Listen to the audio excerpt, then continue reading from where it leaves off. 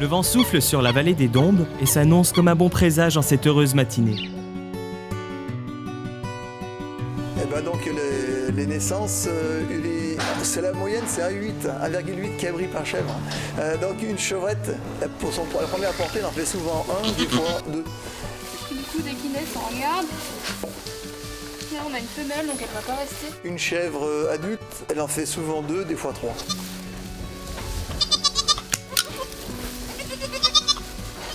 Un petit cabri, ça pèse 3 kg à peu près, 3-4 kg. Donc après, il est nourri au lait pendant 2 mois à peu près. Au bout de 2 mois, on appelle ça le sevrage.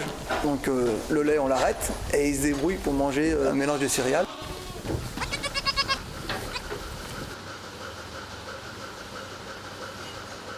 Dès qu'il y a une naissance, déclenchement de la production de lait, on traite matin et soir.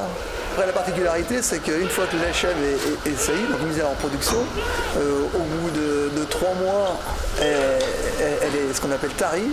Donc on arrête la production de la traite et donc elle a le droit à 2 mois de repos.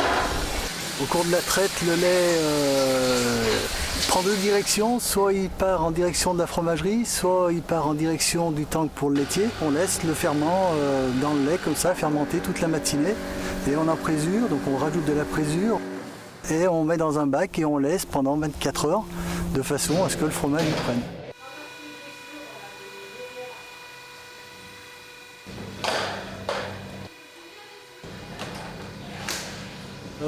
Fin de matinée, on le sale. Le soir, vers 18h, mettons, on reprend le fromage, on le tourne dans le moule, on ressale la deuxième face. Ensuite, le lendemain matin, on démoule le fromage sur des claies. On le laisse 24 heures à température ambiante. La température ambiante d'une fromagerie, c'est 20-21 degrés. À ce moment-là, on le laisse égoutter donc 24 heures sur ces grilles. 24 heures plus tard, le fromage est prêt dans le grand bac.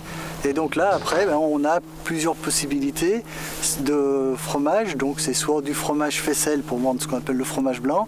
Sinon, on a plusieurs possibilités de taille de moule, de forme.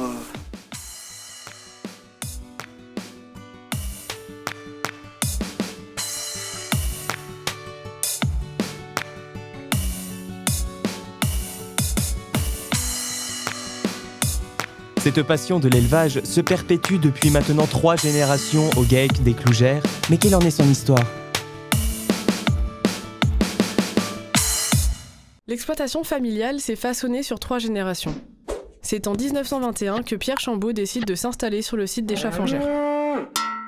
L'exploitation est reprise par 2 de ses 9 fils en 1956. Henri s'installe au Clou et André aux Chaffangères. En 1982, André, qui n'a alors pas de successeur, propose à ses neveux de reprendre sa partie de l'exploitation. Leur chemin prend un tournant en 1983 lorsqu'ils décident de créer le GAEC avec leur père Henri et de le renommer Clougères. Un groupement agricole d'exploitation en commun permet à maximum 10 agriculteurs de s'associer pour travailler et rendre une production commune. Ils mettent donc en commun leur force de travail, leur savoir-faire et leurs biens. À sa création, ils doivent faire face à de nombreuses difficultés. Cette année-là, ils subissent une inondation ainsi qu'une sécheresse. De plus, les réglementations de la PAC avec les quotas laitiers font leur apparition. Aujourd'hui, la politique agricole commune est une politique phare de l'Union européenne. Elle représente 60 milliards d'euros de dépenses par an. Les dépenses sont dédiées principalement à des subventions directement versées aux agriculteurs en fonction de leur surface agricole. La PAC instaure également les quotas laitiers qui ont été leur principal obstacle en 1984. Ces derniers limitent la production de lait à cette époque pour faire augmenter sa valeur. Ces 20 dernières années, le nombre d'éleveurs a baissé de 60%. Pour pallier à ce problème, ils se lancent dans l'élevage caprin et la production de fromage. Ce GAEC est accessible à tous grâce à un accès libre ouvert au public tous les soirs. Dans un GAEC, on se partage les responsabilités. Donc c'est vrai que Michel a plus par exemple le côté chèvre, les cultures, moi je suis plus le côté fromagerie et tout ce qui est donc compta gestion.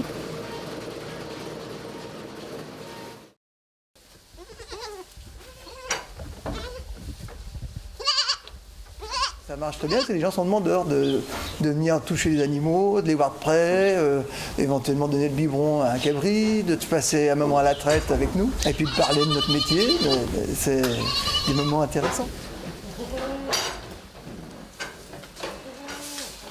Nous, on a toujours eu beaucoup de stagiaires, d'apprentis. Ça nous permet de discuter, de faire attention à ce qu'on raconte, de se remettre un peu en question. Et voilà, et on s'est découvert une passion pour la transmission de notre savoir. Et moi, ça me plaît vraiment. J'aurais jamais pensé avoir ce côté formateur, mais j'arrive au moment où il faut que je pense à ma retraite. Donc on se dit, l'exploitation ne va quand même pas s'arrêter là, ça serait dommage. Et puis là, on a une autre apprentie avec qui ça se passe très bien aussi et qui veut s'installer, elle, qui se trouve qui veut s'installer en Caprin.